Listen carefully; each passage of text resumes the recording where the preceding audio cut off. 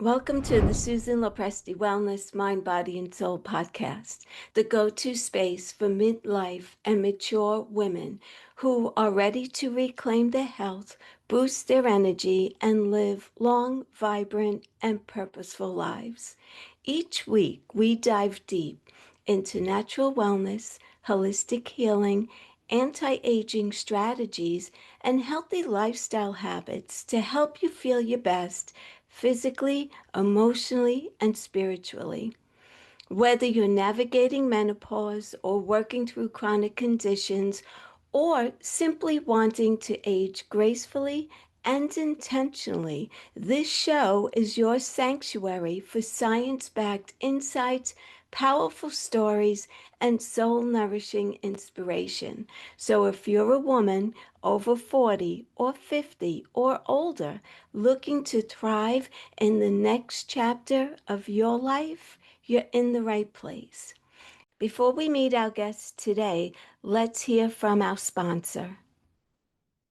I'll be honest, I was skeptical. Whenever I hear of an all-in-one skincare routine, I assume that it's doing a whole lot of talking and not a lot of working. But Skin at Work really surprised me. Their super stacked clinical strength creams are designed to actually replace multiple steps like brightening and tightening, hydrating and repairing, and they do it in one simple formula. No 10-step routine, no cluttered counter, just clean, vegan, cruelty-free skincare made in the USA that works as hard as you do. If you're busy, wellness-minded, and tired of overcomplicated skincare routines, check out skinatwork.com. Sometimes what you'll find is less really does more. I had the pleasure of interviewing the creator of Skin at Work on my podcast, and he sent me the products about a month and a half ahead of time for me to try them out for myself, which I did. And I absolutely saw a tremendous difference in how my skin looked and felt. So I was a believer. And when he came on my podcast, he gave me some extra tips that I'd like to share with you today. And one of them is when you use the cleanser, which we're using morning and evening, his suggestion was that if we could find a couple of extra minutes, even 2 or 3 extra minutes, to leave this product on our skin, it will seep into the deeper layers and it will go to work on all of the promises that it makes, and you will see a difference. So I've been doing that, and I do see a tremendous difference in my skin. I see it more hydrated, I see it firmer, and I also see that it's very luminous, which I never noticed before with my skin. So that's great. I'm happy with it. It's a great product, and I do allow it to sit on my skin for 2 to 3 minutes before I actually rinse it off. Followed by that, in the daytime, you want to use the moisturizer. And his tip for this, first of all, if you look at it, it's beautiful, it's creamy, it's luxurious, it goes on smooth, silky. You will absolutely love it. His tip is after you wash your face, don't completely dry your face. Let it remain a little bit moist, not completely wet, but moist. And what will happen is the water will draw the product deeper into the layers of your skin and go to work right away. So I've been doing that. And then in the evening, you're going to use the cleanser again, wash your face with it, leave it on for a couple of minutes if time allows, and then rinse it off. And then in the evening, you use this beautiful night cream. Again, his recommendation is to leave some moisture on your skin so that it soaks in and it will seep deeper into the layers of your skin. So my suggestion is Give Skin at Work a try. You won't be disappointed. Today's guest on our show is Peter Stuart. Peter is a pioneer practitioner in true mind body healing, known for bridging rigorous science with deep compassion.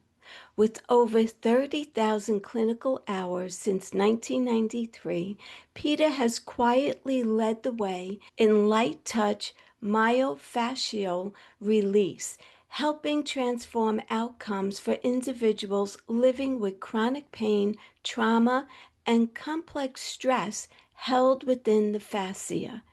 In his career, Peter was among the first to witness profound results using gentle, trauma informed techniques at Dr. Stuart Donaldson's pain research facility. Since then, he has become a highly respected educator and course leader, training therapists to treat the whole person, not just the diagnosis. Peter's work is firmly grounded in research, drawing from Davis's law of tissue adaptation to the evolving cellular science behind gentle touch. His seminars, recognized by leading professional associations, explore complex and often misunderstood conditions, including whiplash, shoulder dysfunction, TMJ, pelvic imbalances, and scar release, all with the focus on empowering both practitioners and patients through education and self care. In addition to his clinical and teaching work, Peter has published accessible writings that demystify how trauma and tension are stored in the body, offering clarity, evidence, and hope to those who feel they've tried everything else. Shaped by his own healing journey, Peter Stewart gives a voice to those seeking a more compassionate path, one that blends gentleness with real lasting results.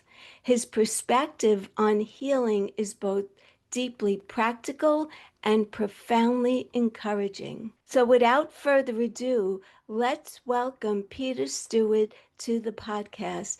Peter, welcome to the podcast. I'm so excited to have you here, and I can't wait to dive into this very powerful conversation with you. Oh, thanks for having me. I really look forward to it. You're very welcome. I'm excited to talk to you today. I want to begin by asking you a question. You pioneered light touch myofascial release at a time when deep pressure was really the norm. What did you start noticing at that time that others weren't seeing yet? I think it had to do with where I was working at the time, and that was at a place called Myosymmetries Calgary, which is a chronic pain and research treatment facility. What was being noticed there is that the light touch fascial work was able to make change and shift in the nervous system where traditional therapies such as massage, physio, and chiro didn't seem to make those same types of changes with people who had chronic pain. It was an easy transition. It was funny at the time, I had spent my first 5 years as a massage therapist doing basic Swedish techniques, etc. And I had different populations I worked with, and some of those were some professional athletes at the time as well. And my hands were just getting sore from the type of work I was doing. And because it's just a lot of tissue to push around, really, they're Yeah, just bigger people. yeah, And then I was also getting a psychological aversion to having oil on my hands on a regular basis. So I had a towel on me all the time. I was constantly toweling off. And so between the fact that my hands were sore and I was not liking the oil on my hands on a regular basis, I had the final straw that broke the back of that created the change that I needed. And I started seeing in my own private practice, I started seeing these more chronic cases. And I had a woman come in who was 3 years post her motor vehicle accident, and she had been passed around to various therapists who all did, I'm sure, very good work with her. She had plateaued and wasn't getting the change that she was looking for. So I was experiencing the same thing. I was trying to do my best for her, and I was not making much of a shift. One day I just decided that's it. I'm going to give her the best massage anyone's ever had. And full ego. And I did, and I really delivered a solid treatment, and she got up off the table and felt quite good. And I thought, okay, here we go. This is the shift we needed.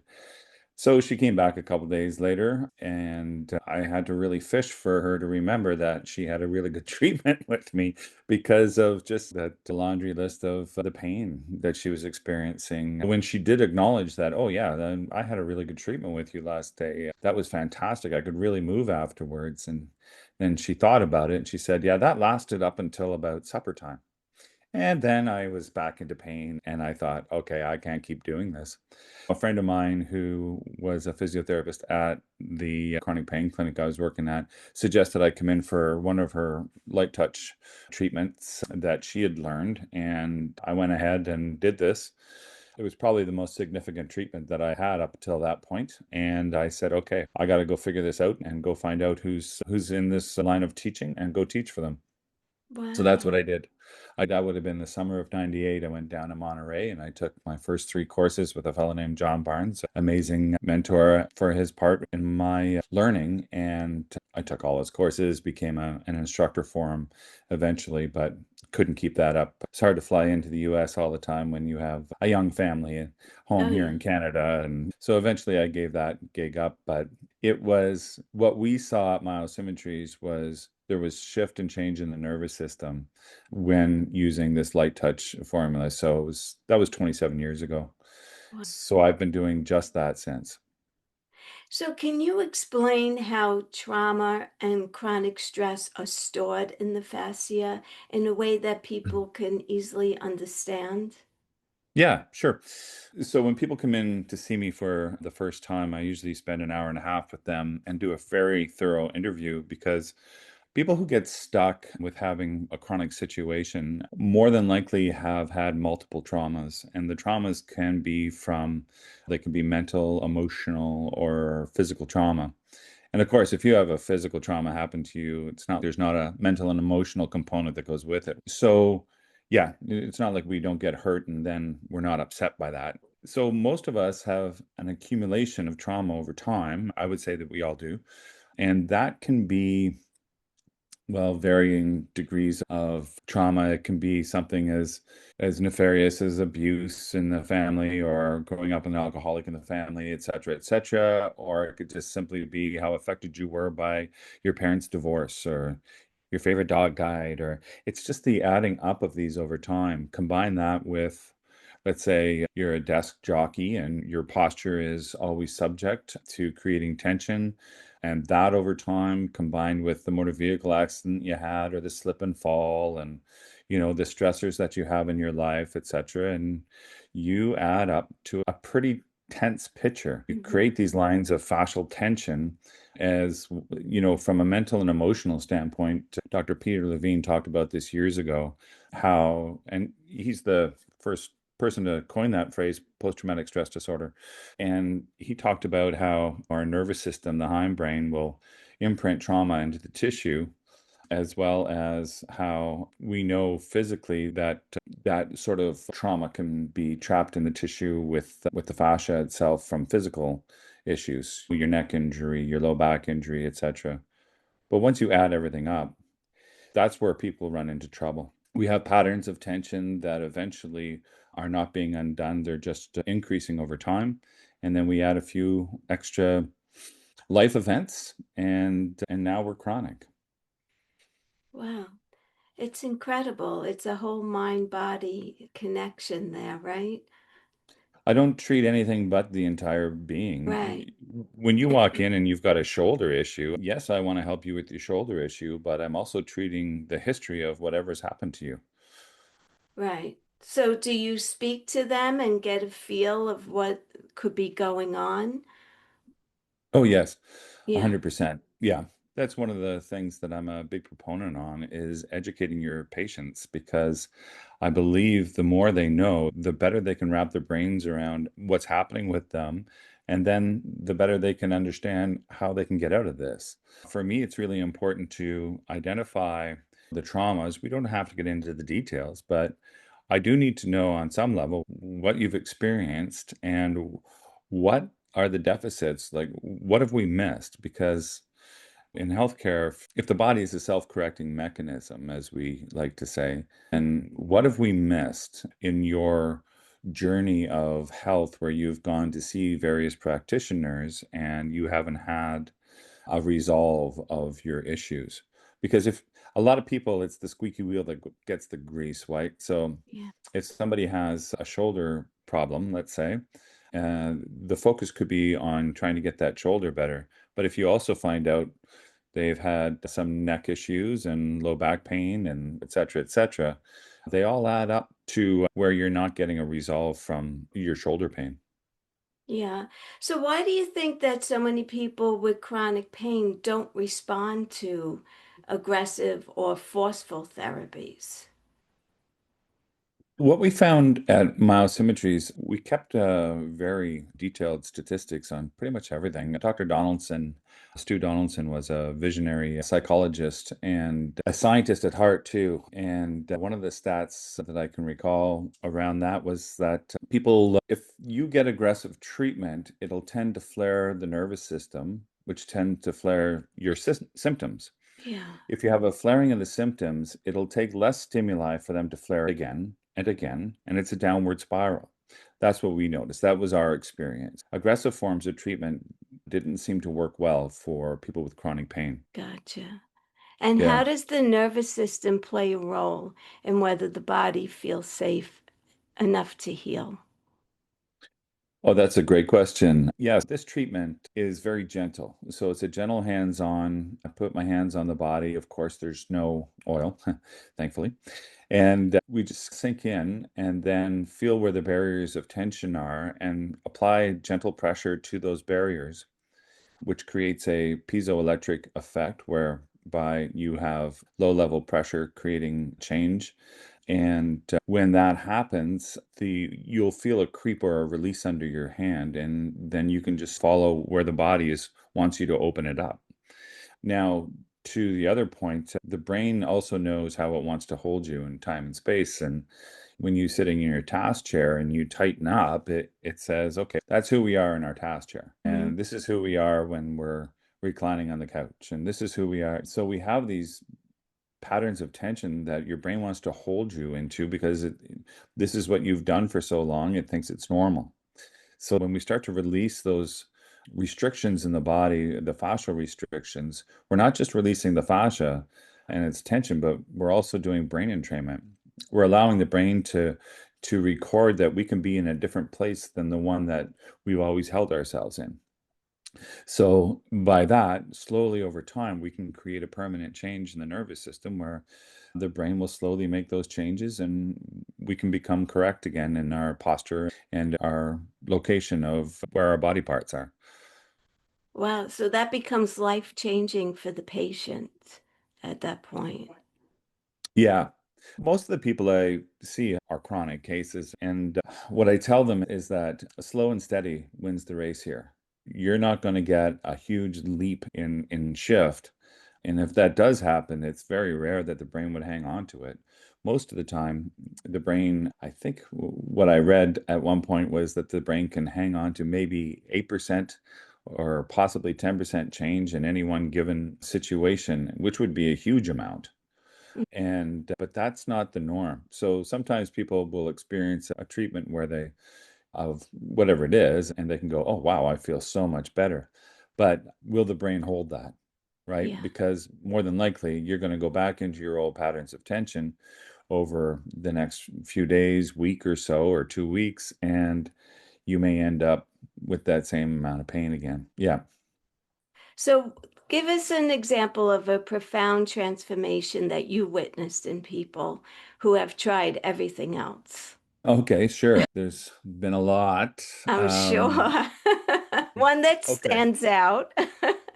One that stands out. One I sometimes talk about when I'm teaching with therapists. I teach a technique on how to open up the pectoralis major fascia and or the pec fascia. And it's an area that often doesn't often get a lot of treatment because of its location.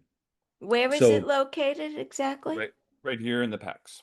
So Okay. yeah, yeah. This pec fascia is also continuous with the fascia over your ribs, and it comes up through the neck. And its influence is that when it starts to tighten, it's going to start to pull your head forward. It's going to have an Wow. effect on the jaw, the back of your head, where your neck sits. And so it has a lot of influence. And because we work in front of ourselves on a regular basis, we're constantly tightening that area Yeah. and reinforcing that tension. So it's hard to get out of that. So it's an important technique where I teach therapists how to be able to open up the pec and release the tension. And most people will feel it up in their neck and jaw and places like that.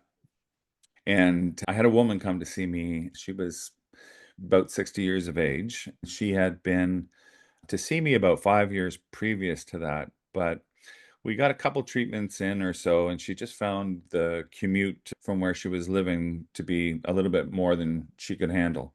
So she decided she asked me for a recommendation for somebody closer to her.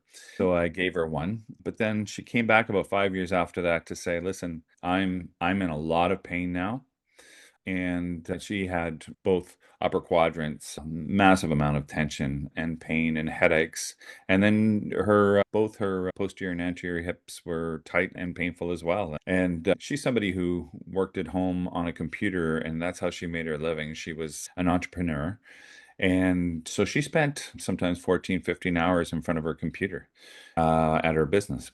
And she's now 15 years into this tension that she's noticed, and she's just tried to ignore it and push through it. She, maybe the fact that she was British helped because she just pushed right through.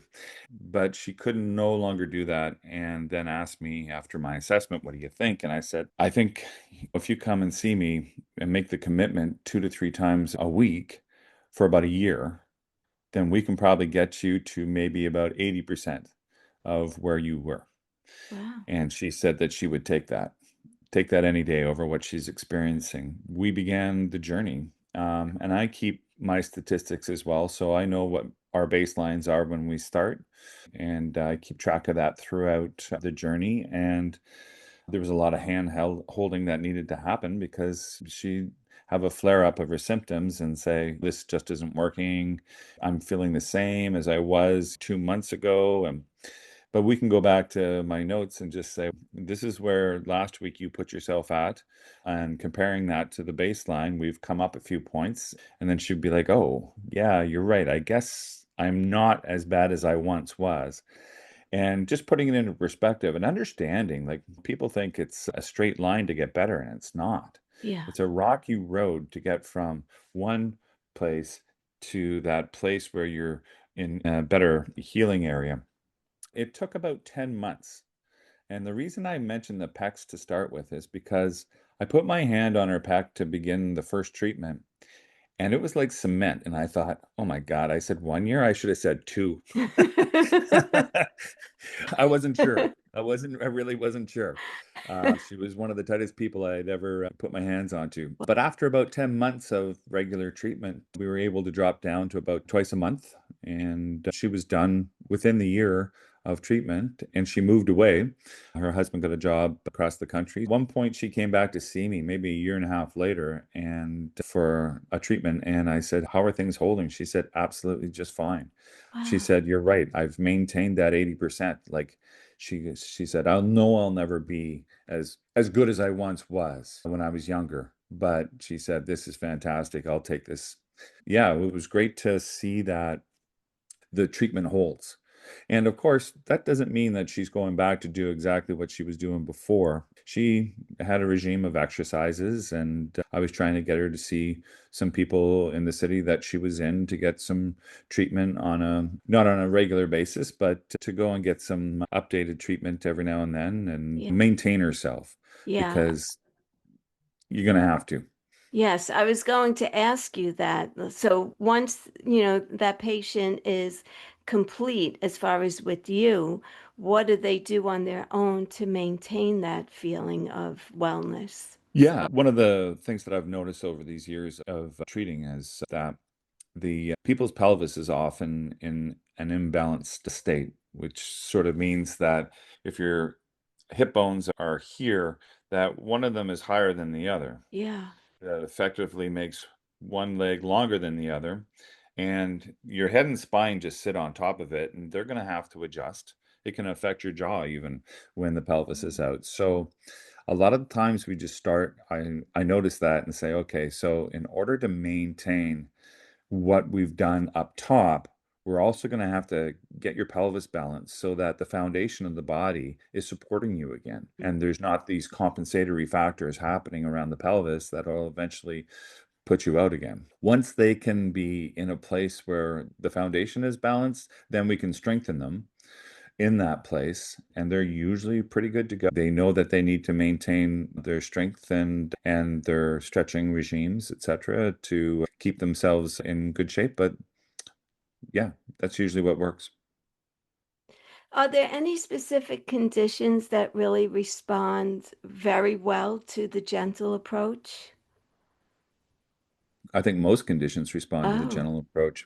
interesting. I use this pelvic rebalancing, which is a very gentle technique as well, on athletes who are usually in very good shape, but I tend to see the ones that have had like a hamstring tear or something like that, and it's not resolving well. So usually what I find is more than likely that pelvic imbalance was part of the reason why they were more susceptible to injury. And we correct that, and we correct or we release the tension pattern in the tissues that have been compensating to handle this injury. And so it's not just the chronic people, it's also the younger athletes too that can be affected. Basically, I find the light touch works for everybody. What are some simple practices that people could do to help to release stored tension and support fascia health at home? For the over 40 crowd, drink more. We're drying up. There's Oh, nothing we can do about it. so we So, need to yeah, stay hydrated. stay hydrated and stretch. And for goodness sake, if you start to feel aches and pains and things like that, don't leave them.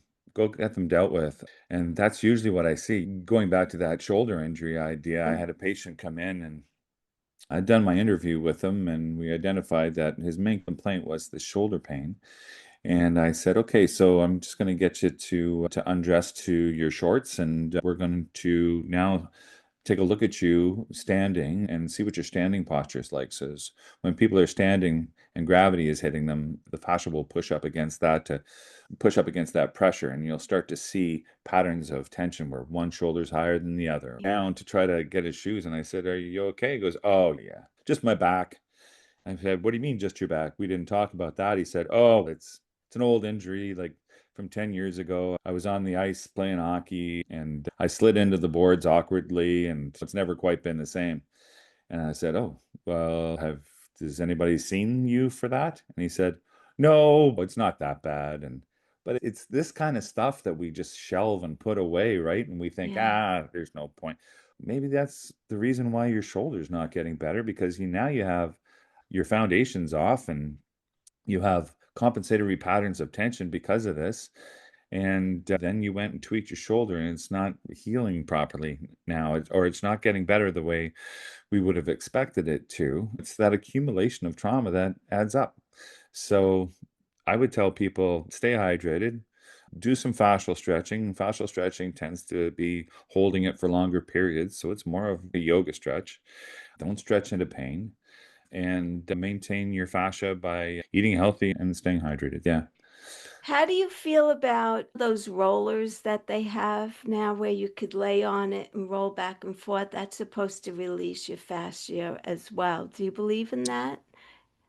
Sure, it'll do some relief work. Anytime that I mean, you could just rub your arm yourself Yeah. and it'll have an effect on the fascia. Yeah. And but yeah, some people are really big on the foam rollers, Yes. and I don't tend to give that out as homework. I usually send people off to I have a few personal trainers that when they're ready to get strengthening will be really good for them to look at them from a very specific point of view of what they present and be able to create a program for them specifically, which does oftentimes include foam rolling and things like that to loosen up some of that fascia. But yeah. Yeah, it's helped me at times. I have one at home.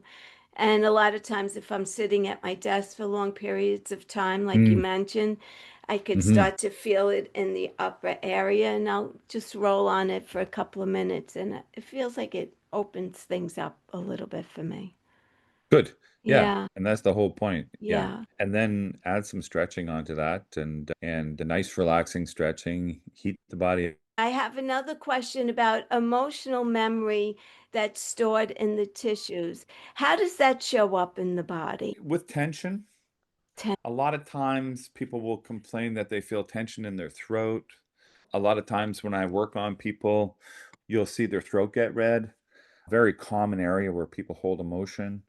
It's the philosophies behind the throat are usually around what you didn't get a chance to say when you needed to say it, or yell it, or scream it, or that it wasn't safe to be able to talk Yeah, when you really felt you needed to talk, that sort of thing. So there's a lot of emotion that resides around the throat specifically, but I've done work on people and for all these years, and there's a lot of emotional release that can happen in someone's treatment. And it's always interesting where it comes up, right? I had one woman who it was an appendix scar from when she was 7, and it was housing a tremendous amount of pain and trauma from an abusive marriage that she was in. wow.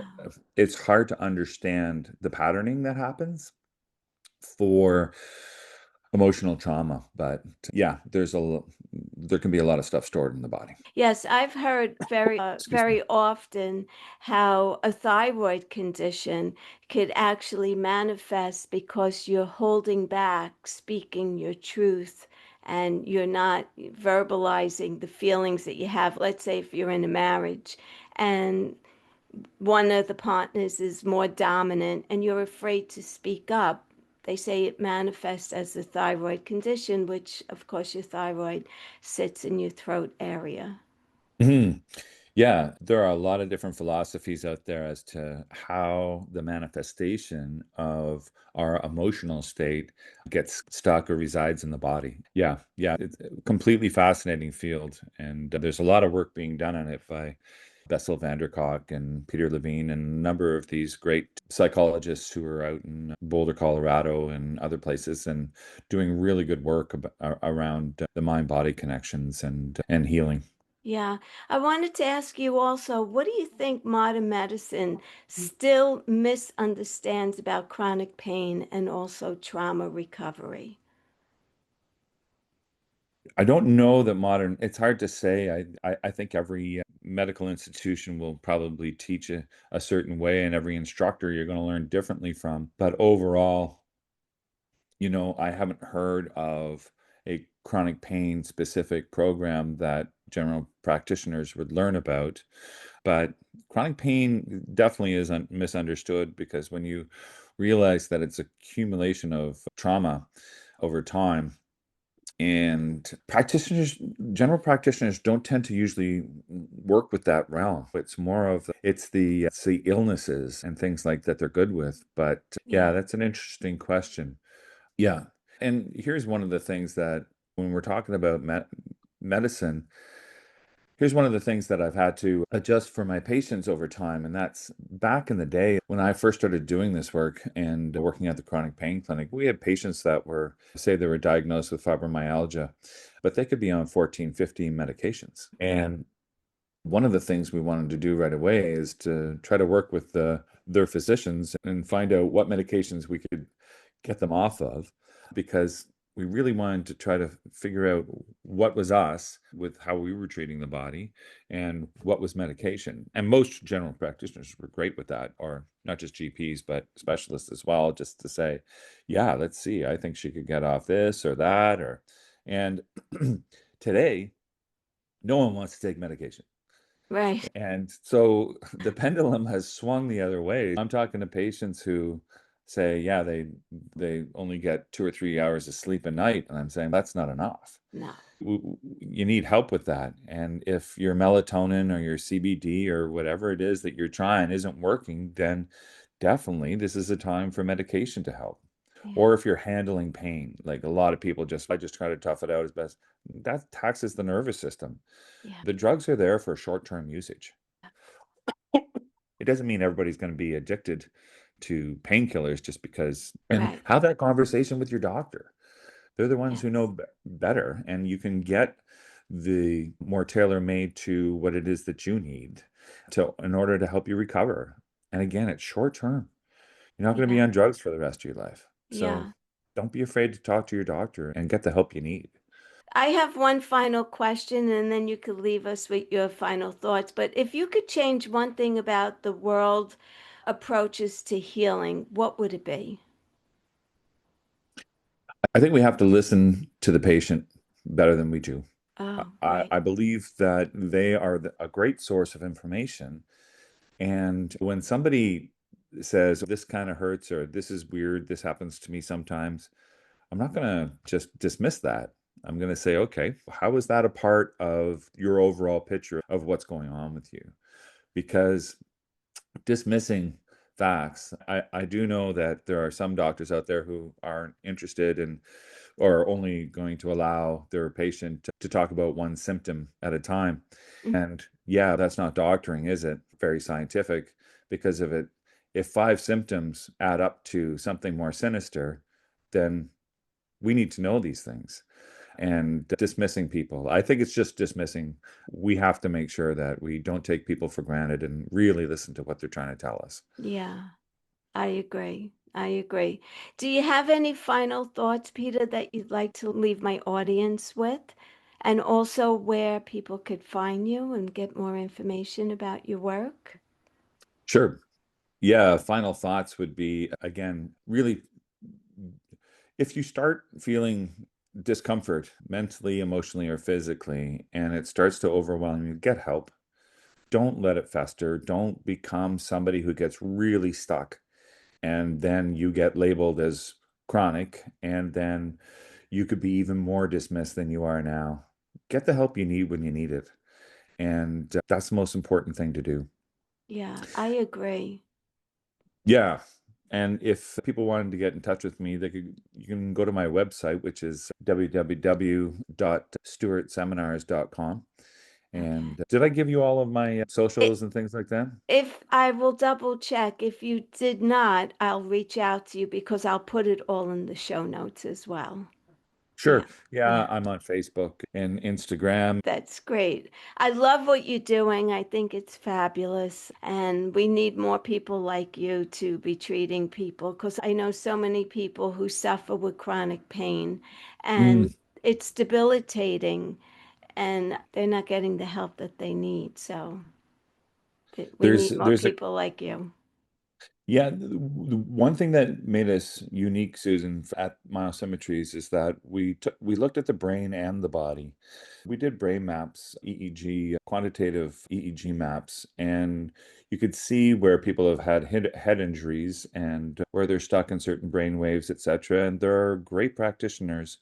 There's a number of them in the US who will help work with and get the brain working again to its full potential. Mary Esty in Colorado is one in Denver. She used to be in Washington, D.C.